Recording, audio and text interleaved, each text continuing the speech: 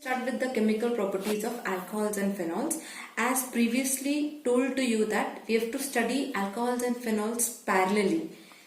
So we'll move towards the lab test for alcohols and phenols. We are going to take litmus test. Very simple. That alcohols will show no change in litmus. That is, the red litmus remains red, blue remains blue. This indicates that alcohols are neutral. But if the same test is taken for phenols, it is found that phenols turn blue litmus red. That is, they show formation of weak acid. That is, in water, phenols produce H plus ions and phenoxide ion. So, phenols show litmus test turning blue litmus red. This is a lab test simply. There should be, I don't think, any question on litmus test. Second is reaction with the base. With the base like NaOH, you will find that there is no reaction of alcohol. Alcohol shows no reaction with the base. But phenol. Now book is giving us phenol as AROH. AR stands for aromatic ring. And OH, we are writing particular phenol, that is aromatic ring with OH. This becomes easy for the students to understand. So this phenol, when treated with NaOH, forms sodium phenoxide. That is, H gets replaced by Na and H2O is the byproduct there. So sodium phenoxide is formed here. And when sodium phenoxide is again treated with HCl, there is formation of phenol. So this is a very special reaction. And NaCl. Phenol with NaOH, that is with base, forms sodium phenoxide, and sodium phenoxide again with HCl forms phenol along with NaCl. This reaction is not shown by alcohols. Now if you treat the above substances with metals, you find only alcohols reacting with metal. Only alcohol. So we have got reaction of alcohol with metal. We are taking ethyl alcohol. Book is showing only ROH, but we are taking alcohol, ethyl alcohol. This treated with sodium metal forms sodium ethoxide. Sodium ethoxide with liberation of H2. In the reaction, you can also use K. Potassium metal, where there will be formation of potassium ethoxide along with liberation of hydrogen gas. Such reaction is not shown by phenol, only alcohols show the reaction with metal. Now next is test for phenols. The test for phenols is using a substance, using a reagent called neutral FeCl3 solution. That is solution of ferric chloride. This solution can be used to test phenol. Phenol, again I told you, book is showing AROH. We are writing AR here as C6H5.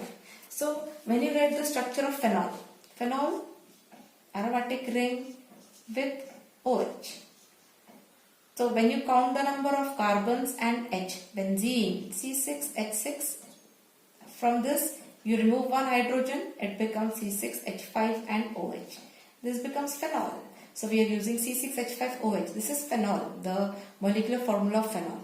Phenol, when treated with FeCl3, it forms ferric phenoxide. Ferric phenoxide is the compound that is formed here. What is the formula? C6H5O thrice Fe. Why thrice it comes? Because Fe has its valency 3. If you have a compound of Fe as ferric chloride, it is FeCl3. So the other member takes thrice. So here C6H5O will take thrice and Fe. This is ferric phenoxide along with 3 times HCl. This is a very important reaction. Now this is theoretically. Theoretically there is formation of ferric phenoxide. How will you understand this in the lab? Now when phenol is treated with, if you have got two solutions, one of phenol and one of alcohol. Phenol मध्ये FeCl3 टाकल्यानंतर you will get formation of ferric phenoxide ion. This is theoretically. But practically how can you identify? So the solution will turn either green or violet in color. This indicates that phenol is present. And if the compound is alcohol, and in the alcohol, if FeCl3 is added, there is no change in the solution because alcohols do not react with FeCl3. So this test can be said as a distinguishing test for alcohols and phenols. What is the reagent that is used to distinguish between alcohol and phenol? It is FeCl3. FeCl3 shows reaction with phenol forming ferric phenoxide ion, which is green or violet in coloration, and this shows presence of phenol in the solution. But alcohols show no reaction, and because of that the solution remains unchanged. A very important test for phenol. This we are going to do in the lab also. Next point comes as distinguishing test for alcohols. Alcohols can be of three types: primary, secondary and tertiary. So we are going to distinguish between the three types of alcohols. This is through practical method. Theoretically, you can easily identify. Me structure काढला ethyl alcohol चा, you will say it is a primary alcohol. If I draw the structure of isopropyl alcohol, this is isopropyl 1, 2, 3. Isopropyl alcohol, you will say it's a secondary alcohol. And if you draw this structure, you are going to say that it's a tertiary alcohol. This becomes theoretically. But practically, how will you identify the three types of alcohols? So that test we have as distinguishing test for alcohols. It is the Lucas reagent. So if you remember Lucas reagent, it is mixture of zinc chloride and concentrated HCl, which is going to be used in the distinguishing test for alcohols. So let's see. We are going to distinguish between what? Primary, secondary and tertiary alcohol using Lucas reagent. So let's see the test. Let's see the reaction and even practically what happens.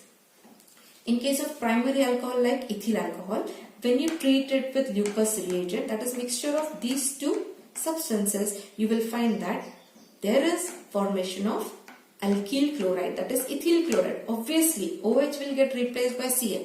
But in the reaction here, heat is required. Heat is must. Heat is required here for primary alcohols. And practically, काय दिसेल आपल्याला? The reaction takes place very slowly and there is turbidity formed. There will be formation of turbidity. There will be turbidity formed. The solution will become turbid. Turbid म्हणजे कसा? Milky. Solution milky होणार. Turbidity will be formed, but the reaction will be very slow. Turbidity will be formed after a long time interval. This shows presence of primary alcohol. Now, if you have a secondary alcohol when treated with Lucas reagent, mixture of HCl and ZnCl2, there is no heat required. Secondary alcohol साठी there is no heat required, and the turbidity will occur not very early and not very slowly. In a moderate time interval, you will get formation of turbidity. This is criteria for secondary alcohol. And if the same test is taken for tertiary alcohols only require HCl. They don't even require ZnCl2 here. No heat, no ZnCl2. And tertiary alcohols, only when treated with HCl, they will form turbidity immediately. There is formation of T-butyl chloride. We have taken a tertiary alcohol. There is formation of tertiary butyl chloride and there will be formation of turbidity. तीनही case मध्ये turbidity form होणार, but the time required for the formation of turbidity will be different. In third case, in tertiary alcohols, turbidity खूप लवकर form होणार, लगेच form होणार. So you can identify the three types of alcohol. जिथे turbidity लगेच आलेली आहे, that becomes a type of tertiary alcohol. So this becomes distinguishing test for alcohols by using Lucas reagent.